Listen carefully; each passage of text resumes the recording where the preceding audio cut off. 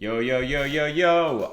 So I just did a 45-minute coaching session with Helena McConnell, my long-time friend and now relatively short-term student. She has moved up from 2NL to 15L in a very short space of time, although we covered that in the video. I apologize, although not very sincerely, for the audio. I left in an echo because I messed up on the OBS. It's still very audible, but it will probably just be slightly more annoying to listen to. However, that will filter out the humbugs and the negatrons, and hopefully the people that genuinely care to learn will still stick around despite the audio and not bitch about it in the YouTube comments. Come on, guys, what are you doing with your life if you're bitching in the YouTube comments? No, don't be that guy. Who's going to be like, I've met the love of my life. He's into bitching, and he's into saying fuck you, and he's into saying this guy's so bad at poker, if I got a chance and ran that good, I'd be a millionaire too. You know, no one's going to fall in love with that person. They're going to fall in love with the person that's interested, curious, passionate, inspirational. Be that guy. Don't leave me comments telling me that stuff isn't good. I just don't want to criticize. I love criticism. I love the criticism, but we only want positivity, we only want love, we only want constructive criticism. And guys, if you see a Negatron in the comments, we're going to try and create a lovely space. Just tell them, hey man, much love, but I don't think you're doing the right thing. And hey, if you do that, I'll give you a shout out in a future video. This is incentive for you guys to help me create a very good atmosphere for learning, so people aren't just affected by the negativity, because it really does change stuff. Anyway, I hope this is extremely useful. My masterclass is starting in 5 days, so if you like what I do here, I will leave a link in the description of the information of how to sign up for the masterclass, or you could go check out my YouTube or Instagram, which will also be in the description. And we will go in a lot more depth than I do today, and it will also be a lot more relevant for most of you out there, because we'll be doing lower stakes than 50NL. We'll be covering 2NL to 25NL. But it'll be the thought process of how to approach poker instead of just in this spot, this spot, this spot. It'll be helping you annihilate the bad thoughts that you have that are just kind of misdirecting you in 1,000 different directions, and helping you layer up from the bottom how to think, how to act, and how to channel all of that cognitive power that each and every one of you has in towards a very productive direction. And this is going to be a little taster, this coaching session, of what kind of things there is to come. However, Helena has already had most of the base layers, the fundamental layers that I've taught her. So this won't be the best for people that are starting from square one, but there will be very, very useful information for you anyway.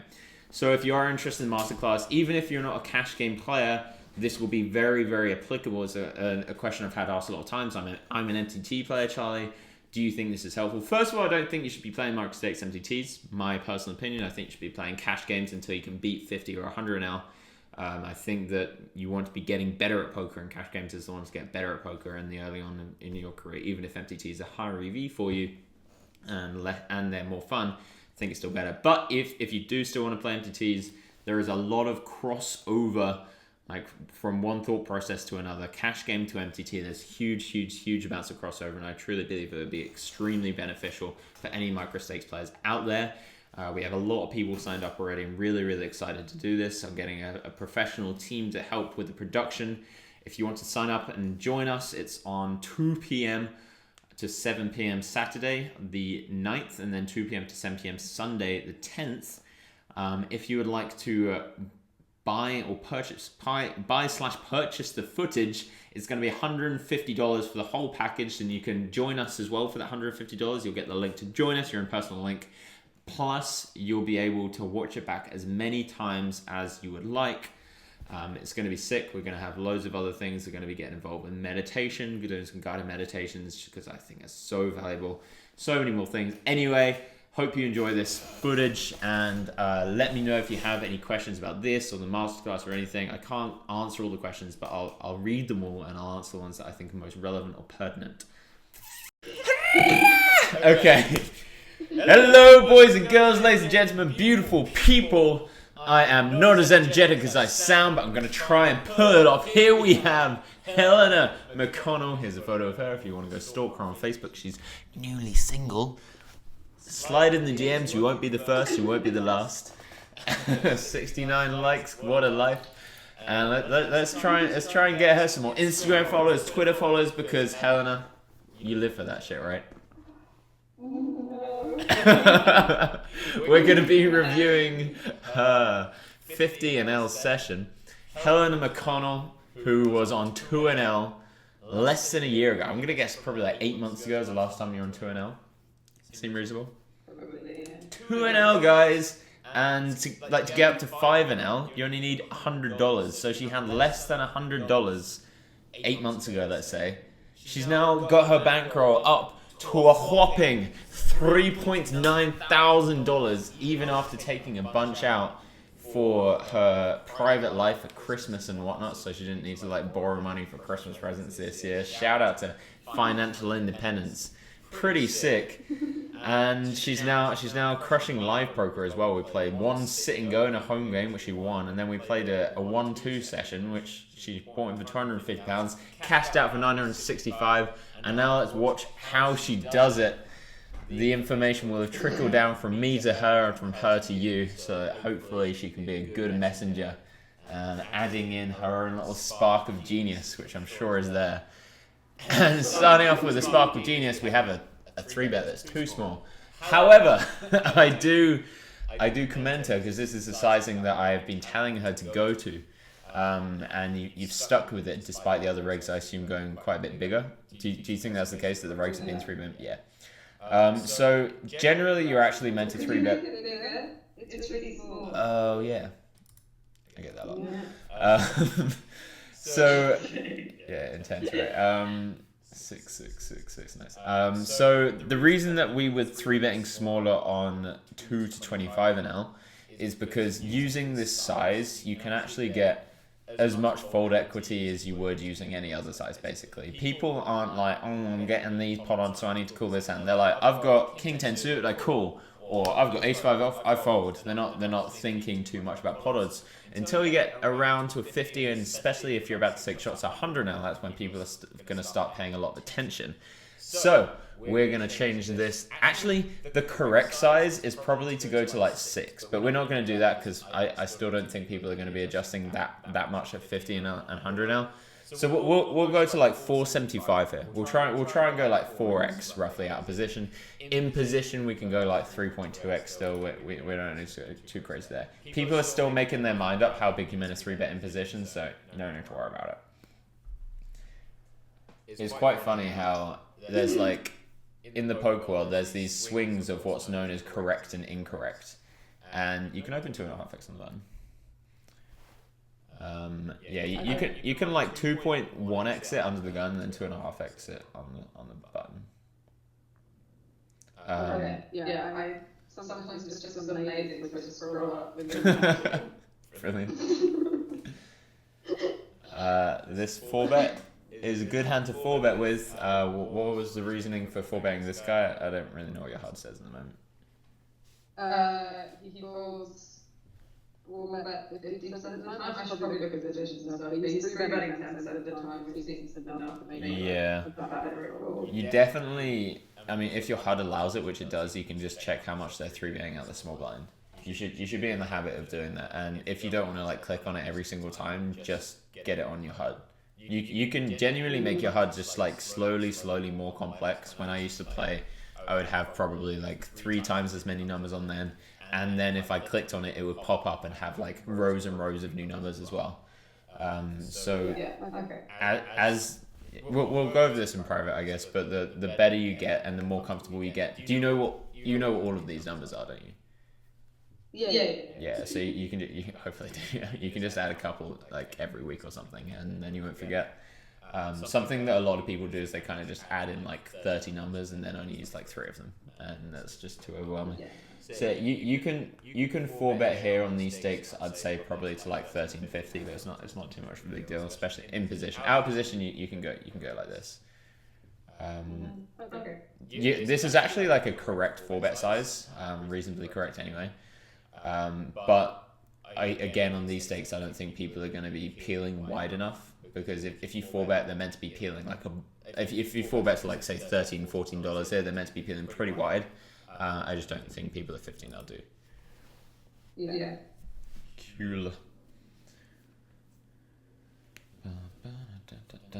How have you found the difference between 50 and 25? I think at the start I thought it was really big. I thought people were so much better, but that was obviously in my head. Yeah, that you guys, 50 and L players out there, you're not that much better. Maybe some people think you are, but you're not. No, it happens. Yeah, it happens every time you go up to a new state. You're like, shit, these guys must be so good. Oh my god, and then you play it for like a week. You're like, oh, they're just people again, aren't they? Yeah, they're just 50 and L players. They're not playing 100 now. They're not playing 200 now. They're playing like everyone's beatable. You just got to find out the new way to do it. So what was your reason for flatting this ace queen and not 3-betting? I was 3-betting there pretty much all the time, but you told me it was too loose against mid position generally, and the regular in mid position doesn't fold 3-bets very much. It's quite tight. Yeah. So there's a few things to mention there. It's not too loose if you're playing like a sound strategy against very good players. It's 3-betting ace queen though would be extremely standard. On the micro and small stakes, I believe that it's better to call. But now you do have more hands on the person. You can definitely judge it. So you said two things. He calls too many 3-bets. That's actually a reason to 3-bet ace queen more often, because then if he's calling hands like, I don't know, like king queen off, or ace jack off, or anything that he's meant to be folding, then you're suddenly going to be making a lot more money against him. Okay. And you also said that he's tight. That also that would go in the other direction. So obviously, if he's not opening very wide range, calling would be better. So now you're at 50, and now you can probably mix between calling and 3-betting in this kind of spot, and versus under the gun as well, depending on their opening stats. That pretty much be the determining factor for me. Like how much are they opening under the gun? Say if it's 12%, just call. If it's 20%, 3-bet. The fact that there's a recreational player in the big blind, shout out to the fun player, sorry if you're watching, means it's a lot better to call, I think. And the fact that he's tight means you made an accidental good play. Cool.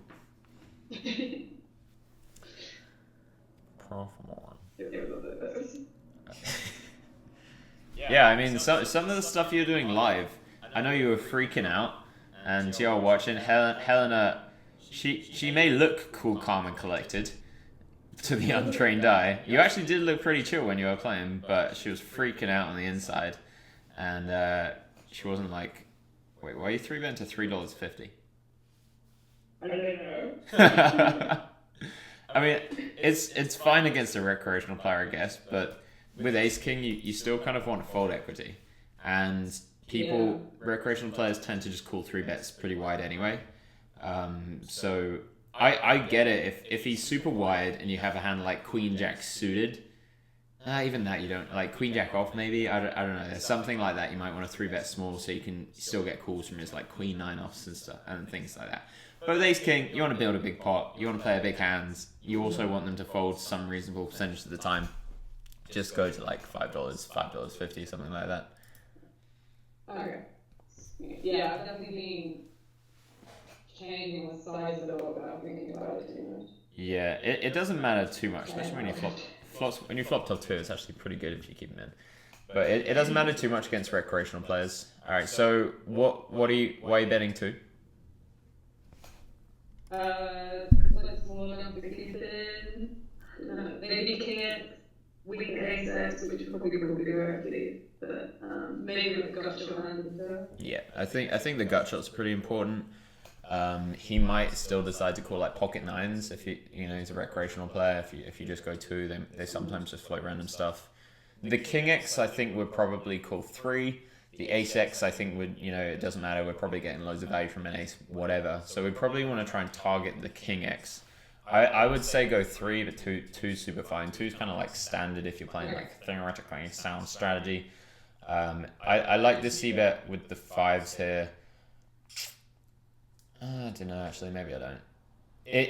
it's really close. Like you get to protect your hands, but you also, if you ever get called, you lose the pot, and you're up against two recreational players that are probably going to peel too wide. So actually, I guess what I'd actually prefer is like c-betting with the idea of barreling on a lot of turns. Because if you're going to c-bet this size and then the button calls and the turn's like a jack or something, you still get to fold him out a decent percentage of his range by the river if you just triple barrel. Yeah, I think I have to go somewhere or like half fish on these was when you need the rat like something else on the turn. Yeah. And guys, y'all watching, when you get to 50 an L, 25 an L, 100 an L, even 200 an L, I haven't played too much 500 recently, so I'll let you know what I find when I go up there. So much of the money that is there to be made is finding bluff spots where you're turning a hand that's not meant to be a bluff into a bluff. And I know some GTO people will still be wagging their fingers out there, being like, oh, you've got to pick the good candidates for bluffing.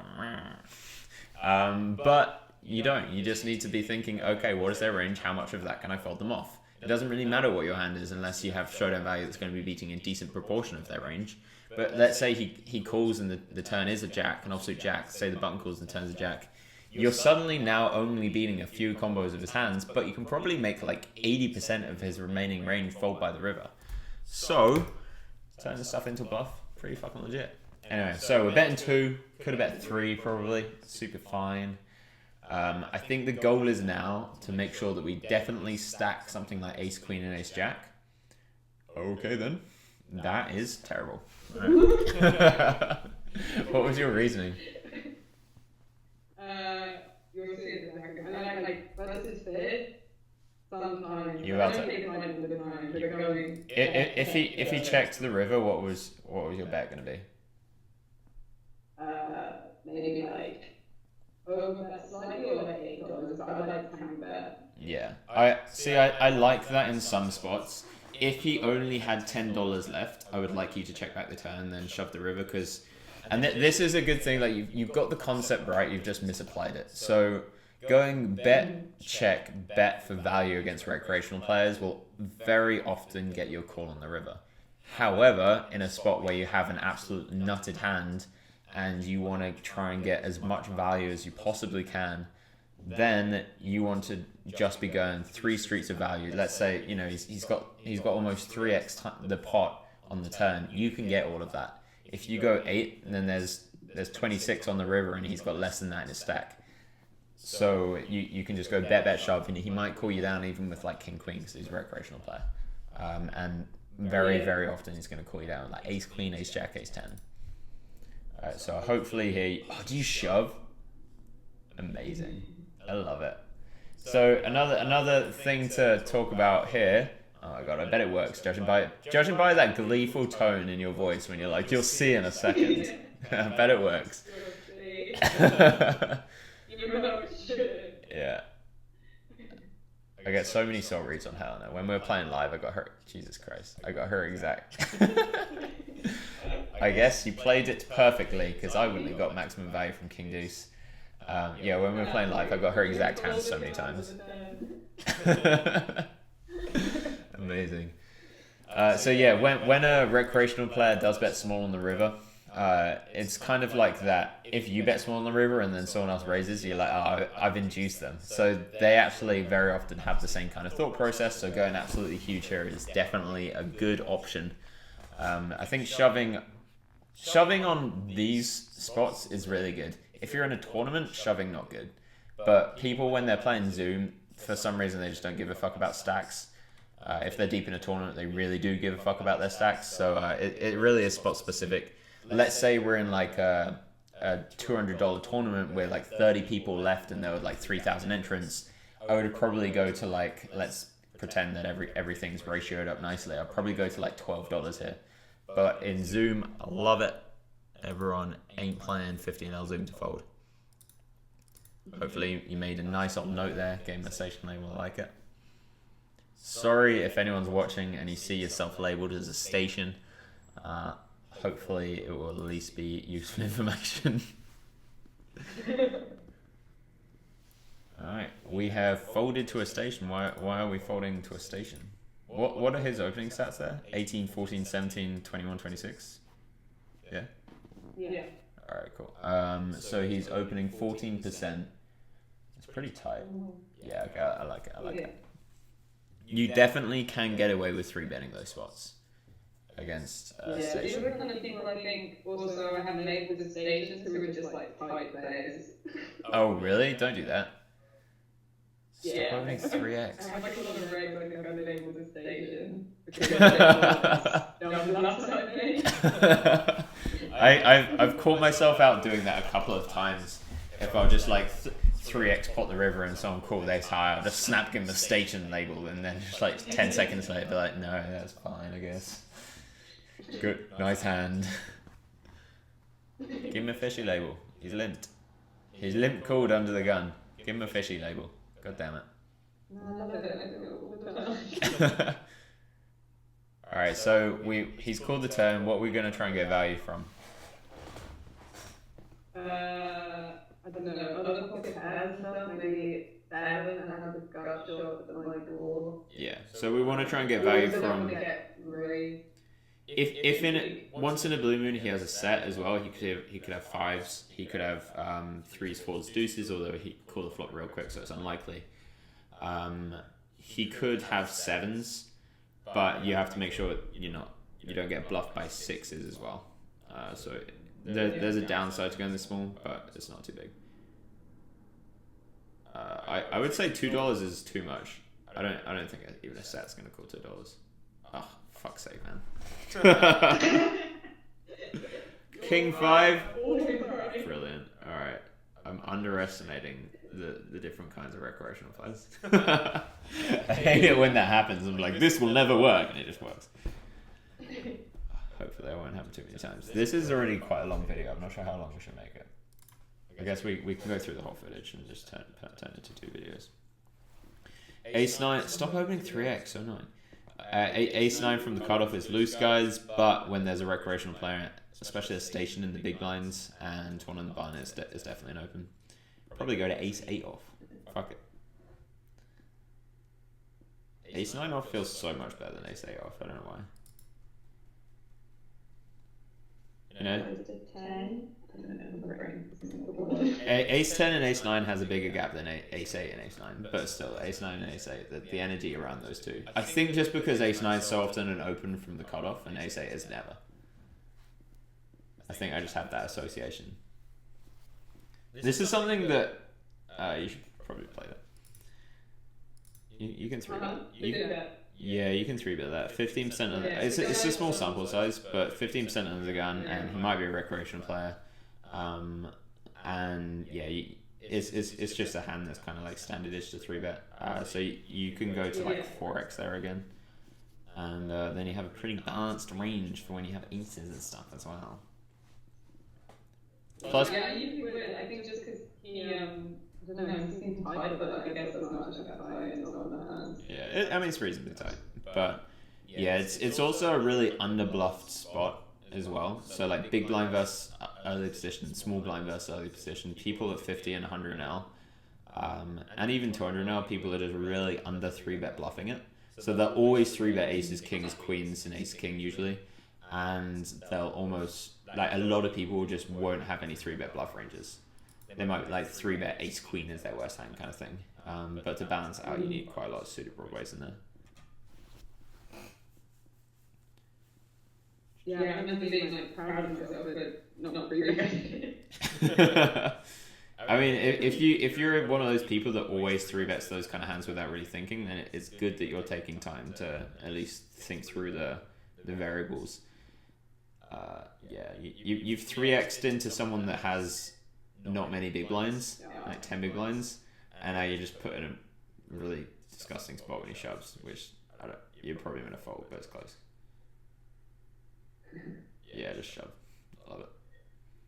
You're not folding anyway.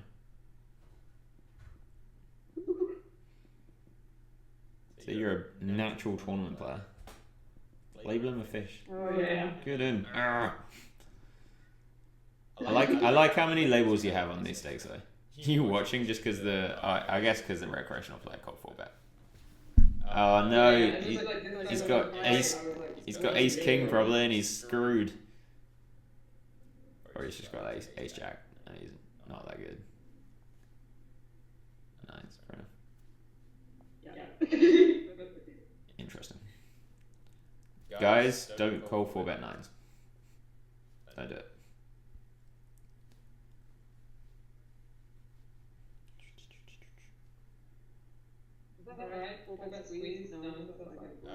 No, that's not a squeeze. You're so bad at the terminology. I've never seen someone like the ratio between poker talent and poker terminology talent is so high. It's pretty insane. She like Helena still doesn't know. It's like I talk through her hand with her. If she manages to remember the hand and just like getting through it, I just have to really. It'll be like I'm a linguistic interpreter, just trying to guess what the fuck she could mean. So no, a squeeze is when there's like a raise and a call in front of you, or like there's a bunch of the same size bets in front of you. So if there are like 5 people are limped, you can like squeeze. You know that the raise is a squeeze. Or if it's gone raise call, then you squeeze. But that's just the call for bet. So why are we 3-betting this? Again, it's a real small size. You can here you can go to like 450 probably if they've min raced and you're out of position. Because I think 350 just yeah. Why are you choosing? Okay, why are you choosing 250? Looks like you put thought into that. I think it's just like kind of look like you're wrapping anything and then a barrel on most turn. Yeah. Okay. So yeah, that's pretty much it. So you want to be betting small, especially in a hand that has so many backdoors, because you want to keep in his say pocket 7s, maybe his floats like ace queen of spades, something along those lines. Even just a random float like jack 10 of spades. You want to make them float because then you know you're going to be barreling the turn very, very, very often. Even if the turn's a complete brick, just like actually there really aren't too many bricks. But yeah, there really are like no bricks. But even if it's something like a half brick, like an offsuit jack, then you're still going to be barreling the turn because you bet so small on the flop. He's going to be calling pretty wide that you can just go for 2, maybe 3 barrels. So the concept to take away from it, guys. If you're playing against, say, a weaker player, even like a bad reg or like a medium reg or a low stakes reg, if you want to keep in a bunch of their range, you want to keep in a bunch of their range if you're going to be double barreling, so you can actually go small then big, and yeah, I love it. I'm not sure that's like that. That's the same concept you were thinking of, but I think it's helpful to be able to put it in different words as well. So the more clear you can, the more clear you can have these concepts in your head, the easier it will be to kind of regurgitate the concept in game. Whereas if you have just a kind of vague feeling about it, yeah, it still works and your autopilot will pick up on it, but your logical mind won't be able to comprehend it at the same speed as your autopilot. Whereas if you have the concepts, it's the same as if you're talking in a conversation. You know, if you know an in-depth description of what nihilism means, you can have a conversation about nihilism without having to explain nihilism, or any kind of label. And it's the same thing for concepts in poker. I love the 3-bet. If you do 3-bet, yeah. So guys, don't 3-bet these kind of hands unless you're deep. 7s button versus cutoff. If you're 100 big blinds deep, it doesn't play very well because you don't have much room for maneuver, and there aren't too many good flops you can hit with pocket 7s. There's way too many overcards usually. But when stacks start getting deeper, and this is the same if you're playing micro stakes, any stakes, suddenly the value of hitting a set is so much bigger as well. And then you can win an absolutely humongous pot playing deep in position, having a very, very disguised hand. Can you do it with like pocket 2s and 3s, or is that kind of like in the limit on how? No, do whatever you want, mate. 200 bigs deep in position, go crazy. As long as just find a hand that can hit a very good hand quite often, you know. Not just be like, oh, I can flop quads, but just like, you know, I can hit a set or I can flop a straight, something like that. Like ace 10 of diamonds, ace 5 of diamonds, shit like that. Love 3-band in position. Ooh, alright. So let's think through his range here. He's called the flop. So what do you think his range for calling the flop is? He called pretty quick, so it didn't seem like he had a jack. What else can he have? Yeah, and I got pretty small, so I guess he can have like still like loaded ace-x, like floats, like nines, tens. Probably not queens. Probably all that deep, right? Sometimes some people just flat queens because they don't want to get it in for 200 bigs. Yeah, it's like a bunch of good avoid like gut shotty, straight hands. Yeah. So he can have 10-9, he can have queen 10. He might just float like, I don't know, like king queen of clubs, but it's unlikely. He can have a lot of pocket pairs. Sometimes people will just call here like deuces. He can have 8x, so like 8-7 suited, which there are 2 combos of, 8-9 suited, which there are 2 combos of, 10-8 suited, which there are 3 combos of, ace-8 suited, which there are 3 combos of. So the 8x is actually like, there's a reasonable amount of that. And then, yeah, some other pocket pairs. So it's probably worth bluffing the king if you think you can rep a king reasonably often. Checking behind is also fine. Forgot about ace king, actually. I forgot about ace king. Sometimes this is why it's really good to like go over hands, because if you go over hands real slow, you get to think through every single combination of hands they have. So when you in game, it's so much easier to be able to be like, they can have this, and you don't forget specific hands like I just did there.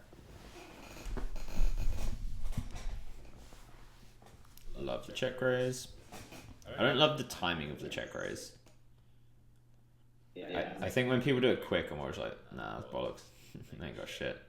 The ace is kind of like a scary card to start repping because they have so much ace-x in their range. So if you're going for the double barrel, you're going for the triple barrel here because they have so much. Yeah. All right, so 7-5 just got there. I would love to see an overbet right now. I think that's not big enough, to be honest. It looks very value-y. Yeah. I didn't like how I played this. Yeah. Luckily, it looks like he just had a 4, I guess. Or he's just like bluffing with like king queen or something. But yeah, I think that. But it kind of looks like, snap break is gonna think. We're gonna get it right, but it's gonna think they introduce. And like I do this all the time, so like that, and like no, yeah, it's a good hand to check raise. It's not that good. You just have the backdoor flush draw.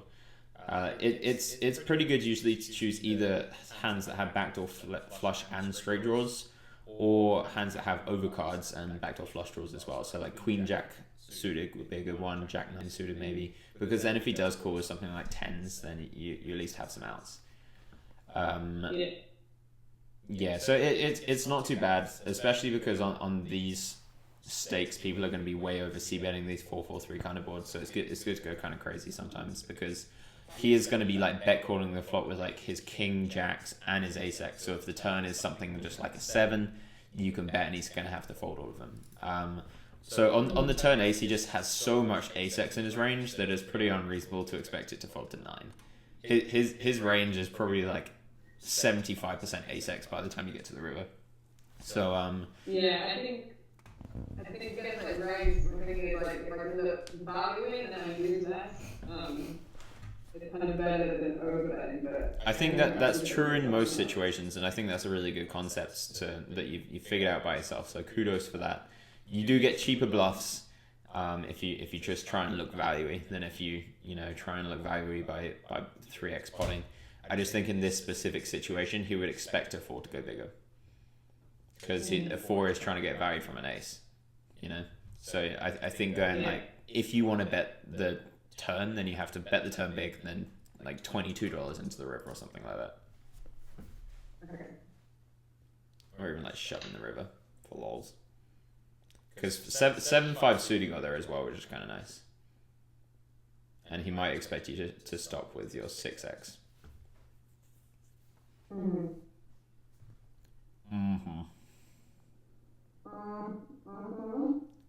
Was that the bluff you said was kind of bad?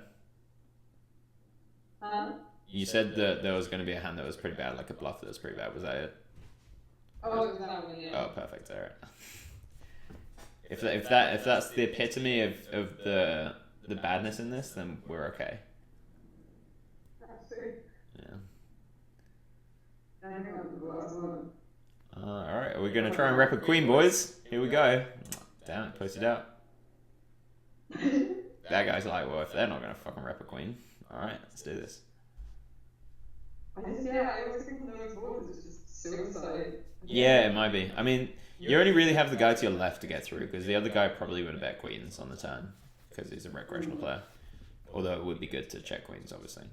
Not obviously, but it would. Alright, 3-betting, c-betting small.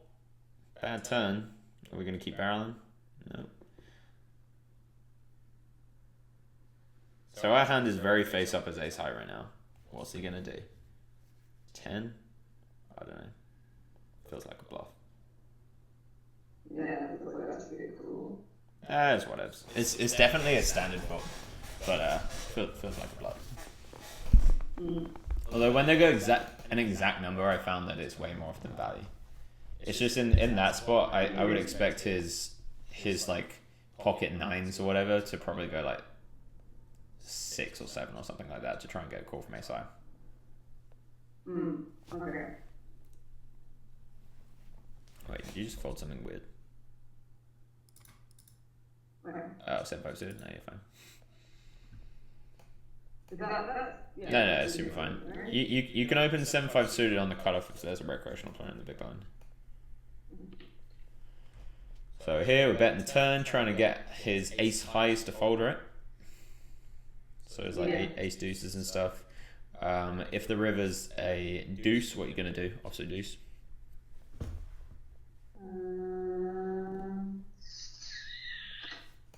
I don't know, actually. Yeah, well, think about it. Maybe give up. I don't know. No, I don't give up, man. Don't give up. There would be 6 in the pot. So if the river's a deuce, you have to think what he can be checking back and calling the turn with. There can be a lot of like 10x kind of hands, but there's also a lot of like ace jack, queen jack, jack 9 if he didn't see bet that. Those type of ace queen as well, those type of hands. And I think that when we have a hand that's obviously never ahead, it's worth betting some size. You can either bet small to target his ace queen and jack highs, or you can go big to target his 10x as well. And you can just do that based on whether you think he's going to fold or not. So on a deuce, I would probably... Yeah, it's actually a really good spot to overbet, I think. Although, I don't know, recreational players, by the way, guys, open this blind versus blind against recreational players, not against regs. You can open like king 8 off blind versus blind against a reg. Yeah, overbetting when a flush draw is missed against a recreational player is very often who's need luck? Is that Toby? Cool. Nice. What's up, Toby? I forgot what I was saying. Yeah. Overbetting when the flush draw misses against recreational players is usually going to get you called. So be very, very aware if a flush draw is missed. It's a very good spot to get value against a recreational player. For some reason, that it's just like one of the most common thought processes I've ever heard. If you're talking to like a Vegas player, that's a very loose c-bet. Do you think? I was about to ask, because I would block. Oh, block! Oh, block! Brilliant. Okay, so we block like, I don't know, maybe like 10% of the possible combinations that are going to continue there. That really isn't that much. So the way that you can tell if it's a loose c-bet is like, we're playing against 2 people. Does this board hit their range? Probably. Yeah, definitely hits the small blinds range. You just need to you're like, all right, can I think of a lot of hands that I'm gonna fold? Can I think there? So there's a bunch of 7x, a bunch of 8x, a bunch of queen x. There's also jack 9, jack 10, 10 9, 5 6, 9 6 for the big blinds. I don't dislike the c-bet, but I want you to know that it's a loose c-bet, and if you're going to be c-betting this against a recreational player, I would suggest going a bit smaller so he definitely raises his big hands. So let's say as a set, if you just go like 177 here, not so small that it's going to be inducive, but small enough that if he does have something like queen 8 or set, then he's definitely going to raise. And then if they just call, that means you're up against a weaker range very, very often, and you can just barrel off. And we have a really good hand to barrel off. We have the backdoor straight draws, we have the overcard to the queen, and yeah, we can make a lot of his hands that are going to call a flop, like his 10-9s, his jack-9s, his jack-10s, his 8x, 7x. We can make them all fold with the double barrel, and we could probably make most of their queen x fold with the triple barrel, apart from if the small blind calls down twice, then he's probably got a strong queen, and we're not going to try and fold him off that. So this is all stuff that your autopilot is definitely doing real good. Like I can see a huge difference from when we last did a session, and you've picked up a lot of tricks yourself, and you're owning people. You're going to be owning people with these kind of thought processes, and I've seen quite a lot of hands you posted, and I think I just think you're ready probably to move up from these stakes. I think you're just annihilating these players now. However, you do now, with great power comes great responsibility, something like that. And you need to be taking responsibility for the fact that you have the ability to think through in a lot more nuanced manner now. And you need to not just be autopiloting and being like, well, I can beat these people now. I don't need to be thinking in too deeply now. My autopilot just crushes them. The point in playing Zoom still is so we can layer up your thought processes. So you need to make sure that you are actually doing that, and you're thinking of new things all the time, and you're thinking, how do I do this? How do I play this? Is there a better way I could have done this, even if it went well? And then, speak to me about it, speak to other people about it, just always doing that, always thinking in-game, being mindful and be like, okay, did I do this well enough? What am I thinking about his range? What will they think about this? So yeah, I see you playing really well, but I'm getting the sensation that it's pretty autopilot-y. And if you're autopiloting whilst you're recording a video, that probably means you're definitely autopiloting when you're not. Yeah, this is why I stopped playing three tables, because it's just getting really bad with three tables, just getting to the lazy thinking and only thinking about hand if I replay them properly, but like yeah. not sure hand. Yeah, I know the feeling. What was your reason, or what? Let's just talk about it as if you were thinking like loads. What would be your reasoning for checking back ace king here? I don't know, I felt like the board was pretty wet. Like I get raised a lot on the board, I think, but I still can't remember that I blocked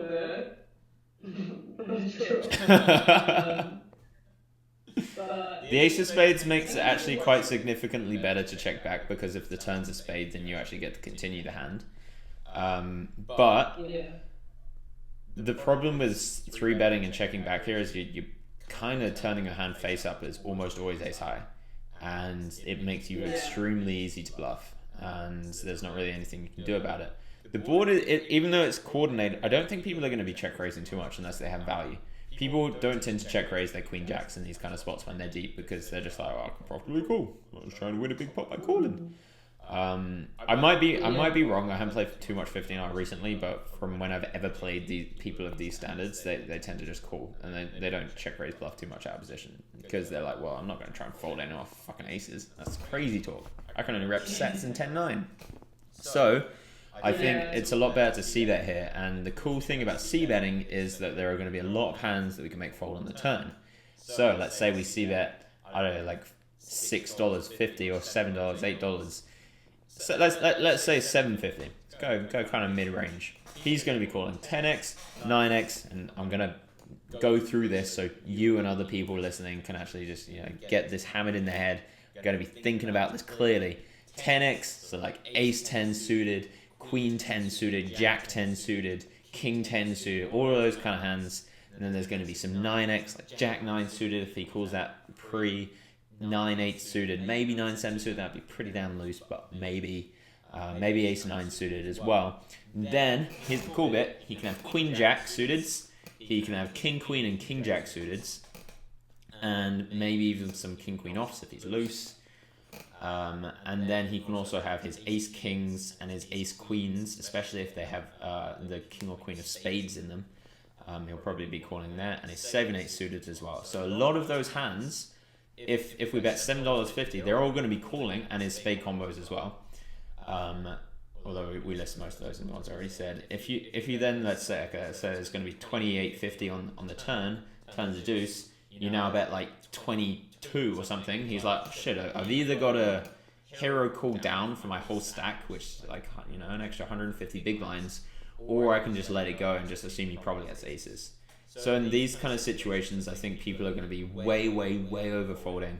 And you just get to win the hand so often if you just go bet and then bet big on the turn. And then if you do bet and then bet big on the turn, you can actually just check back the river and still be good sometimes, because you still beat king, queen, king, jack, and queen, jack of spades.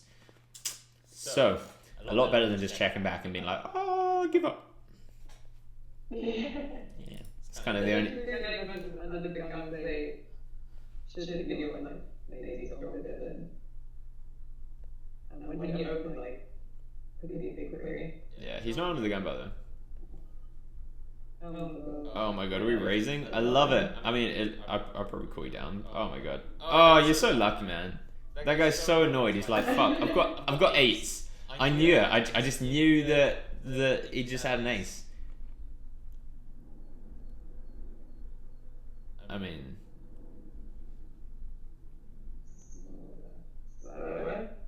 Slower, definitely. I don't know if I'll probably go bigger. I mean, you're just trying to get a call from like just like a random ace jack that spaz out. You can even just check it. I don't fucking know. Oh my god, he got you. He's got ace 10. Oh no. What the fuck is he doing? What? Terrible bluff. I was like, he's got ace 10, but you got a call because you only need to be right like 20% of the time. Yeah. Fair enough, dude. Alright, Vancouver, if you're out there, check raise bigger. A lot bigger. He's only repping hands that you are always going to be blocking as well.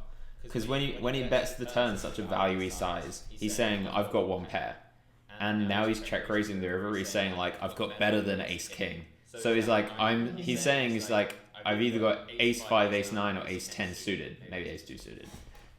So you're going to be blocking all of those almost 100% of the time. And he's giving you extremely good pot odds. So, yeah, no bueno, Vancouver. 15 L-Rex, man. So it's fine to call that, unless you went like a lot bigger. Yeah, I mean, I mean, you're not very happy calling. The only reason you're calling is because, like, spaz equity, I think. And he can also just have, like, ace king. Oh, we're done. Cool. Yeah, there's like trusting your intuition, which I trust my intuition very well. And I was like, oh, it looks like he's got ace 10. But then it's like not trusting it enough that you're going to be folding when you're getting like 4 to 1. So, guys, if you're out there, trust your reads, love the intuition, fuck GTO, but listen to the theory as well. You got to find that really nice balance.